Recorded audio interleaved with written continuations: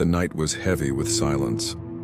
Only the wind moved, hissing across the Sahara like a restless spirit. A crescent moon hung low, silver and thin, its ghostly light spilling across the sands. In the distance, the pyramids of Giza loomed like slumbering giants, their ancient stones cutting sharp shadows into the starry sky. A line of armored figures advanced slowly across the dunes. Their steps crunched in the sand, muffled beneath cloaks that snapped in the desert wind. They were not Egyptians, not Muslims. Their white mantles bore the crimson cross, glowing faintly under the moonlight.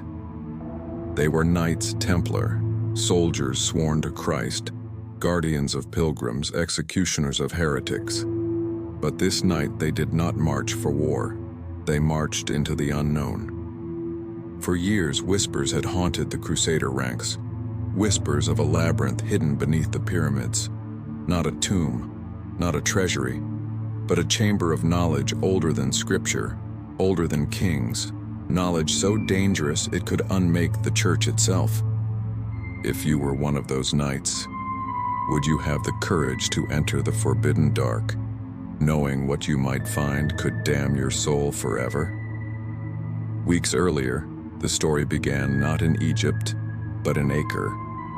In a hidden chamber beneath the fortress, high-ranking Templar commanders gathered by torchlight. The air smelled of wax and damp stone. No prayers were spoken, no scripture was read.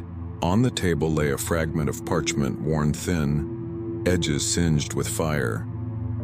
It was covered in looping spirals and strange Coptic characters. At its center, a triangular form that resembled a pyramid. Guillaume de Chartres, young yet zealous, leaned over it with fevered eyes. "This came from a Coptic merchant," he whispered. He called it the crypt of the sun god. He swore that even the priests fear what is written on its walls. The others frowned, uneasy. A knight named Lambert spat on the ground. "Blasphemy. Our task is to guard pilgrims, not chase pagan myths." But Guillaume pressed harder, pointing to the spirals. "Look at them. Do they not match the patterns carved in Solomon's temple? The very patterns we have studied for years?" The men exchanged looks. Reluctance gave way to dread. What if it were true? What if beneath Egypt's sands lay not treasure, but a key, one that could reshape the faith itself? By spring of 1147, under disguise as merchants, a caravan left Acre. They carried no goods for trade, only water, weapons, and the map. Their destination, not Jerusalem, but Egypt. The road was brutal. The Sinai sun burned like fire. Sandstorms swallowed the horizon. Twice their camels collapsed dead in the sand. Locals eyed them coldly, sensing they were no traders. Yet somehow, they pressed on until Cairo rose before them, a city of minarets and markets, its air thick with smoke and spice. There, in the shadow of a church long forgotten, they met him, an aged Coptic monk, eyes deep with sorrow. His words chilled them to the bone. "If you seek gold, you will find none.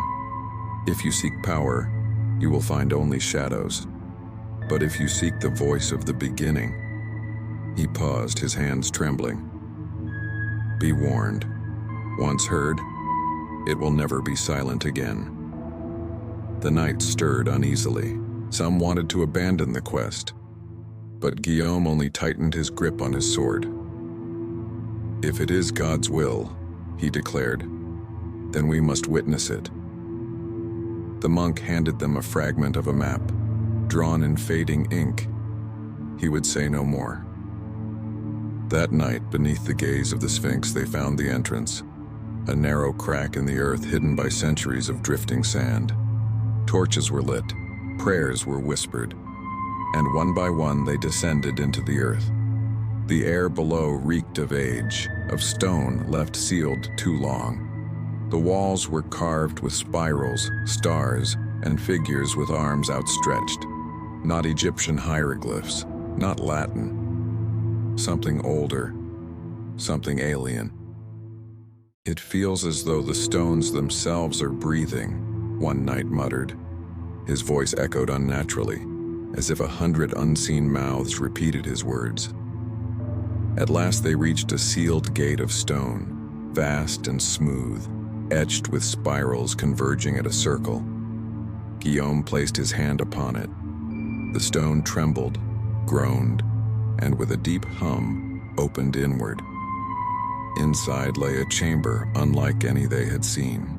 On the floor stretched a massive symbol, a cross fused with the Egyptian Ankh.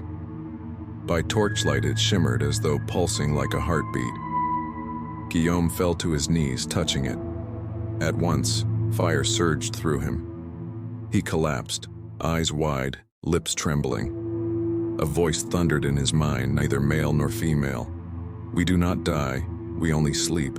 Call our names, and we shall awaken." Terror rippled through the ranks. Some knights prayed aloud. Others drew steel as if they could fight the air itself. Half begged to retreat.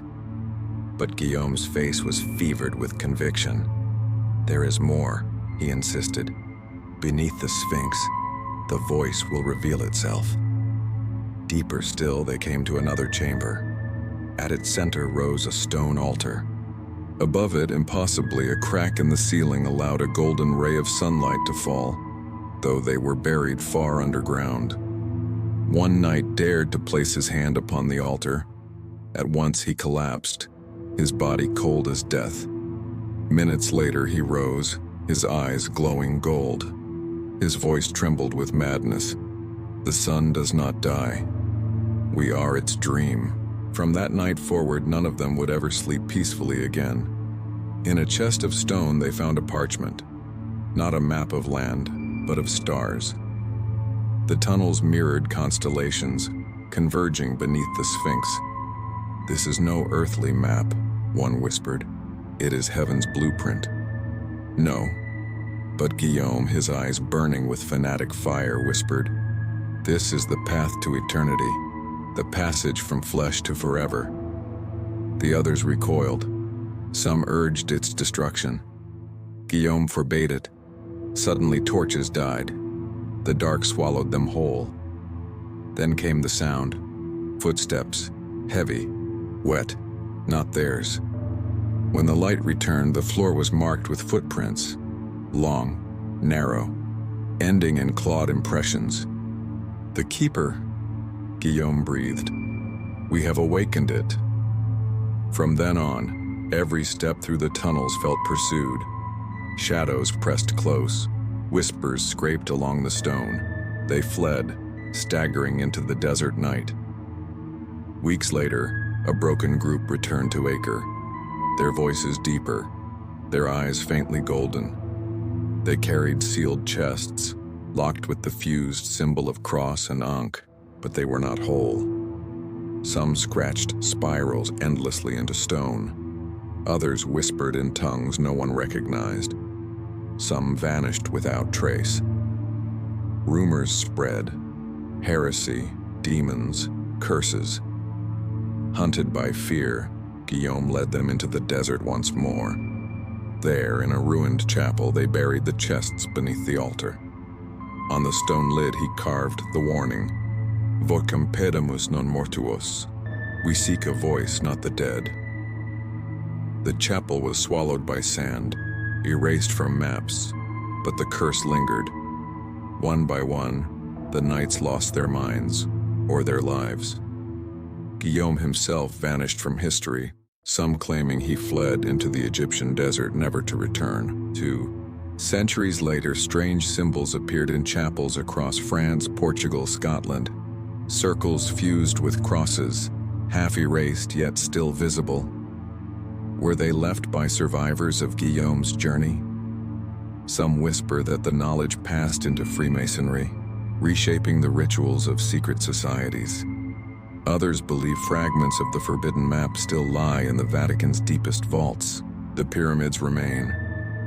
The Sphinx still gazes across the desert horizon, and radar scans now reveal unexplained cavities beneath its paws. If those chests still lie hidden, waiting for new hands to unearth them, Should humanity dare to open them, risking madness and revelation? Or should they remain buried forever, sealed in silence beneath stone and sand? The year was 1149. Months had passed since the journey into Egypt. A handful of Templars returned to Europe, scarred, hollow-eyed, and forever changed. Their leader, Guillaume de Chartres, no longer spoke with the same youthful zeal. His voice was deeper, his eyes glowed faintly gold in firelight, and his prayers were muttered in strange rhythms no priest could understand. They carried sealed chests, not filled with treasure, nor relics of saints, but with something unseen, something that pressed upon them like a weight in the soul. Villagers along their path whispered of strange occurrences.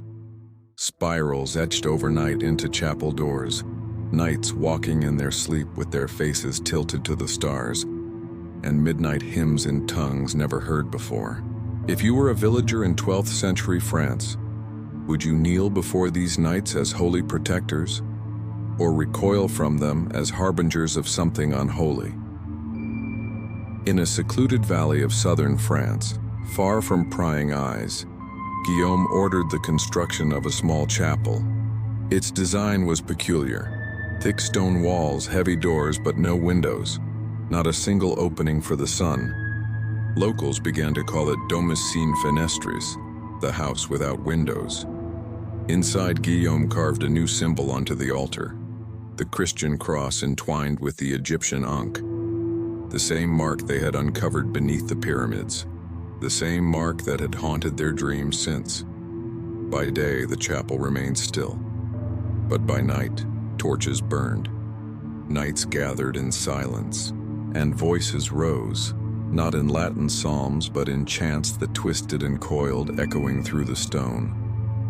Villagers who strayed too close told tales of what they heard, flames that flickered blue, though no wind stirred, stone walls that vibrated like the tolling of a massive bell, and once golden light spilling from beneath a chapel door, pulsing like a heartbeat.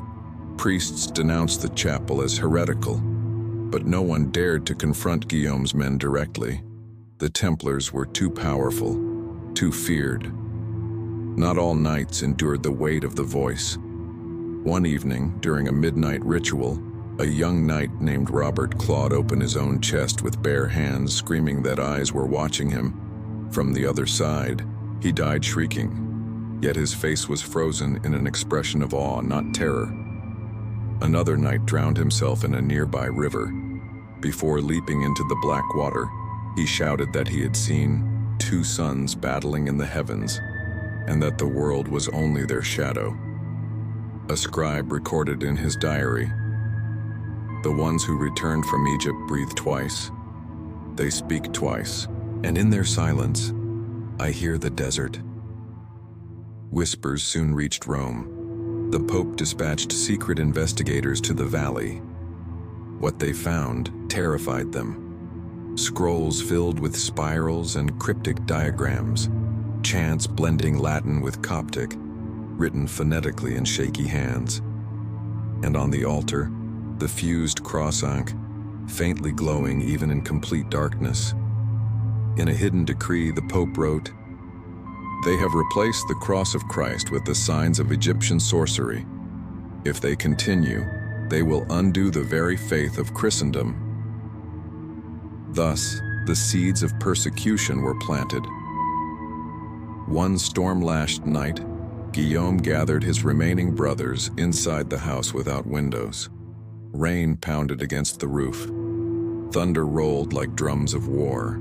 On the altar, they laid the forbidden map, the very one carried from Egypt. Its spirals glistened in the candlelight, as though alive. Guillaume raised his voice, chanting not in Latin, but in the same haunting language he had once heard beneath the pyramid. The others joined, their voices low and trembling. The floor trembled. Torches went out. The air grew heavy, pressing on their chests. And then, footsteps from beneath the stone, heavy, clawed, inhuman. The knights panicked. Steel clashed in the dark. Some prayed, some screamed. When dawn came, the villagers dared to open the chapel. Inside, silence. The map was gone. Blood stained the altar, and only one survivor remained, rocking back and forth, whispering endlessly. The keeper has no borders. It followed us across the sea. Guillaume de Chartres vanished from history after that night. Some claimed Rome executed him in secret. Others whispered he fled north to Scotland, carving spirals into standing stones in the highlands, muttering about a sun that never dies. No body was ever found. No grave was ever marked. Centuries passed, yet faint spiral cross carvings appeared in ruined Templar chapels across France, Portugal, and Scotland. Scholars dismissed them as decorative motifs, but others whispered they were warnings, echoes of the voice carried from Egypt to Europe. Even within Freemasonry, certain symbols bear uncanny resemblance to the fused Cross and Ankh. Was the knowledge buried or merely hidden in plain sight? The pyramids remain. The Sphinx still gazes across the desert sands, but perhaps the greater danger does not lie beneath Egypt's stones. Perhaps it was carried into Europe long ago, through the very men sworn to protect Christendom. The Vatican still holds sealed archives, rooms known only to the highest ranks. Whispers call one chamber the room that breathes. And in rural France, villagers still speak of the house without windows. If these secrets truly survived, hidden in Europe's secret orders, do we still live today under the shadow of the voice the Templars carried from Egypt? London, 2009. The air inside the discreet private auction house was heavy with velvet curtains and the muted clink of wine glasses. Wealthy collectors whispered behind polished masks of indifference, but their eyes gleamed with hunger. Lot 47 was brought to the stage, a fragment of parchment, brittle and charred at the edges. Faded spirals covered its surface, along with star-like diagrams. At its center was an unmistakable symbol, a cross fused with an ankh drawn in crimson ink. The auctioneer's voice rang out, an early 12th century sketch attributed to the Knights Templar. Its provenance is disputed, but experts confirm the age of the parchment. Gasps rippled through the crowd when the hammer rose. Millions were offered within minutes, but before the gavel fell, men in plain suits stepped forward. They showed no badges, no names, only cold authority. The parchment was confiscated. Rumors swirled. Some whispered it had been seized by the Vatican. Others said it vanished into the vaults of a private foundation with a name no one dared utter aloud. If you were the collector who nearly bought it, would you have hidden the map for yourself or revealed it to the world, no matter the danger? Years later, in 2017, Dr. Eleanor Shaw, a British archaeologist, received a package without a return address. Inside were photographs, grainy but clear enough to reveal the stolen parchment. At first, Eleanor dismissed it as forgery, yet curiosity gnawed at her. She overlaid the spirals with modern radar scans of the ground beneath the Sphinx. To her horror, they aligned perfectly. The tunnels drawn centuries ago matched anomalies still unexplained by science. Her notes, later found in her journal, read, "This is not treasure, it is a code. The tunnels form constellations. Whoever drew this saw the earth as a mirror of the heavens." That night she dreamed of deserts and golden light. Voices whispered in both Latin and Coptic. When she awoke, she found spirals scrawled across her own bedroom wall, drawn in her sleep. Obsessed, Eleanor followed the trail to southern France. In a forest valley, half swallowed by moss and thyme, she discovered the ruins of a stone foundation. Local legend named it La Maison Sans Fenêtre, the house without windows. Beneath the rubble of its crypt, she unearthed fragments of a second parchment. The spirals were identical. One fragment bore the chilling inscription in faded ink, Votum petimus non mortuos, We seek a voice, not the dead. Cameras malfunctioned, batteries drained. Her assistant swore he heard footsteps moving across stone, though no one else was there. Weeks later, Eleanor received a sealed letter marked with the papal crest. Its words were stern, almost threatening. Cease this research. These symbols belong to dangerous heretical traditions. To continue is to endanger your soul, and more. But why would the Vatican fear an old map? Through a contact inside Rome, Eleanor learned a darker truth. Deep within the Vatican archives, there are chambers locked for centuries. Their doors bear the same spirals carved by Guillaume de Chartres. Archivists whisper of one chamber they call the room that breathes. Few have entered, fewer have left unchanged. Eleanor pieced together the parchments. The lines no longer formed a single site, but a network. Constellations drawn across continents: Egypt, France, Portugal, Scotland. Each point aligned with known Templar strongholds. Her realization chilled her. The map was never about Egypt alone. It was a lattice, a grid binding heaven to earth, and at its center lies the Sphinx. The chamber beneath its paws was marked only with a spiral and a single word: Vox, the voice. As Eleanor prepared to publish her findings, strange events began.